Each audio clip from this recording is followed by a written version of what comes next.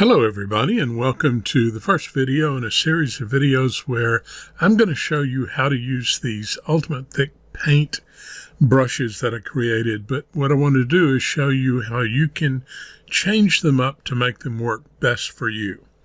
Okay, so I'm going to open up a new document. It's going to be kind of small. It's just going to be 5 inches by 5 inches by 100 pixels. I'm using a paper that is in the dynamic papers that you can buy from Corel, and we'll just say okay. Now I want to make this a little bit bigger so we're not having to squint at it. The next thing I want to do is I'm going to open up my layers panel, and I'm on the canvas. I'm going to go up here and select the paint bucket tool. And then I'm going to select a color, and the color is whatever the canvas is going to be. So I usually go and look in these gray ranges. I like them for a canvas, and sometimes I like dark ones as opposed to light ones. But I'm going to pick this 28, and all I do is fill the canvas. Now I have this this script called Paper Overlay.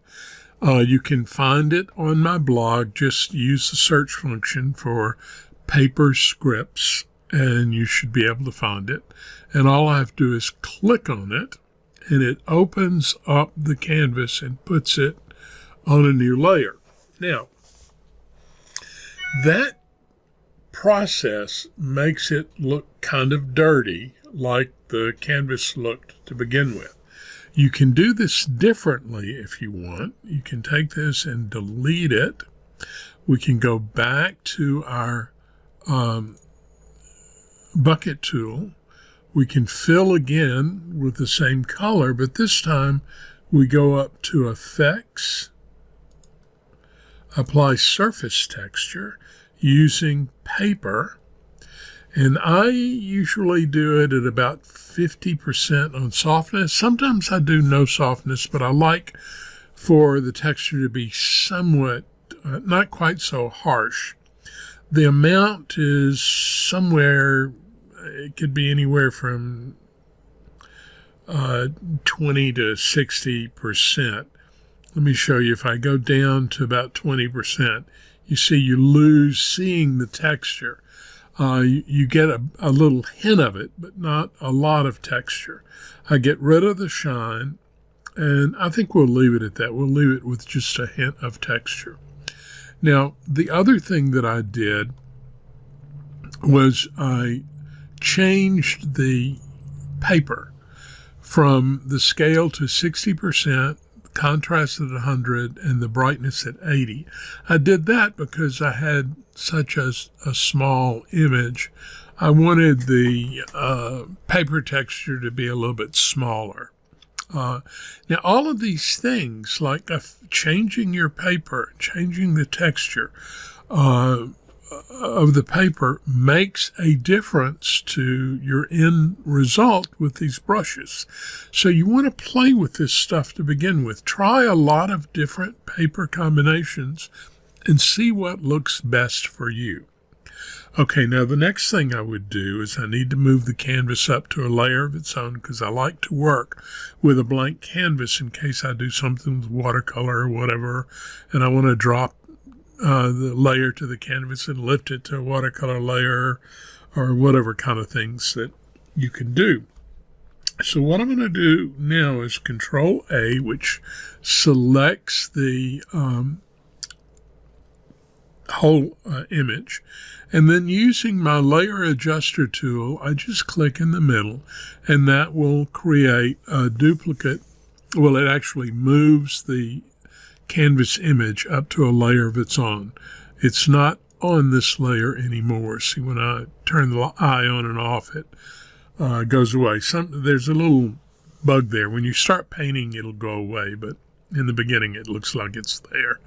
And I'm going to lock the canvas here. I'm also going to reduce the opacity of the canvas to about 80%. That makes it a little bit lighter, and I don't know, I like it. Sometimes I'll go even less. But it kind of depends on the color, I guess, of the canvas. Okay, now that I've done that, I'm ready to start painting. And what I'm going to do is grab this number 24 liner. I'll just pick this kind of gray color here. And I just want to start a little sketch of something so that we have something to kind of paint with, or paint an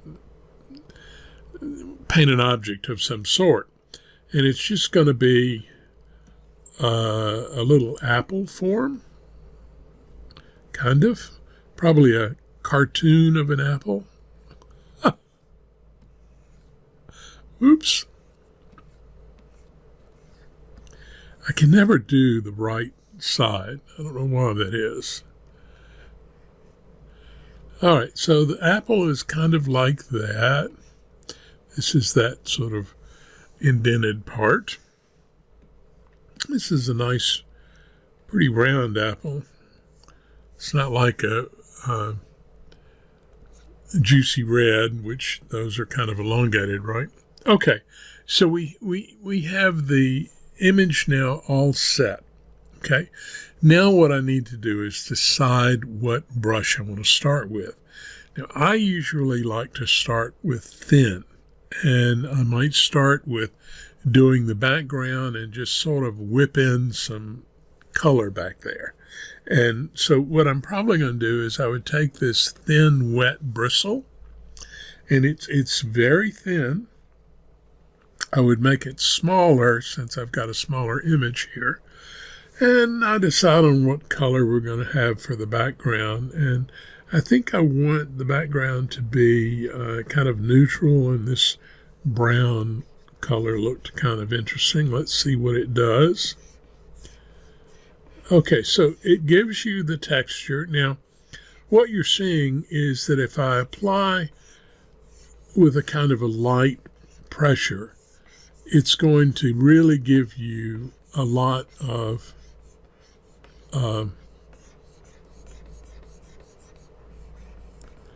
texture showing, paper texture showing. But if you press a little harder, it will cover in those textures. It'll fill in the hills and valleys. And because this paper was dirty, it had that sort of dark look on it, that kind of made it where the dirt is, it has a more solid look. Now, I'm using just one color here and just trying to fill this in. I don't know why my brush is giving me some lag. I've been having some trouble. It's not Painter in this case. I think it's something to do with my computer, and I don't know exactly why, but I mean, things like when I'm typing, it'll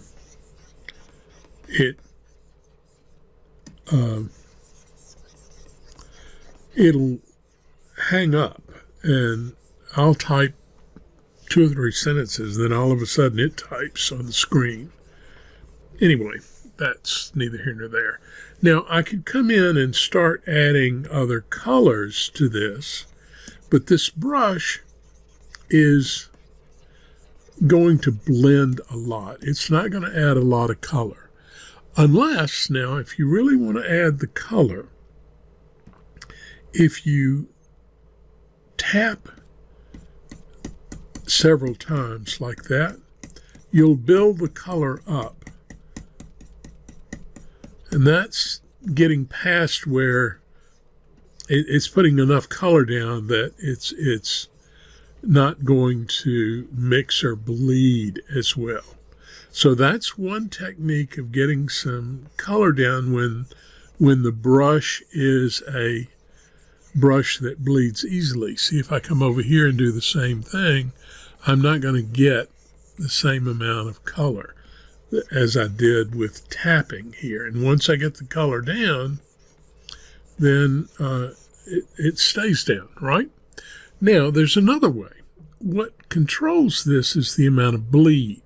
And I have the bleed on this brush set up up to 100%. Well, if we take that bleed down to, say, 12%, look, now it's going to really put the color down. So if I wanted to add color faster and have it where it doesn't quite mix as much, then all I have to do is adjust the bleed. Now if I bring it up to like 60% and do the same thing, see, I've got it going in, but notice how it blends so much quicker. It puts it down, but then blends a lot quicker. So this is one of the little tips that I'm trying to tell you, is that you can adjust the way these brushes work to your benefit for the particular area you're working on in your canvas, or whatever it is that you need, you can make the adjustment. So one of the things I adjusted was the size of the brush. I adjusted bleed. And then if I want to go back, I just hit the reset, and our brush is back to the same size it was originally and back to the mixing that it was doing originally.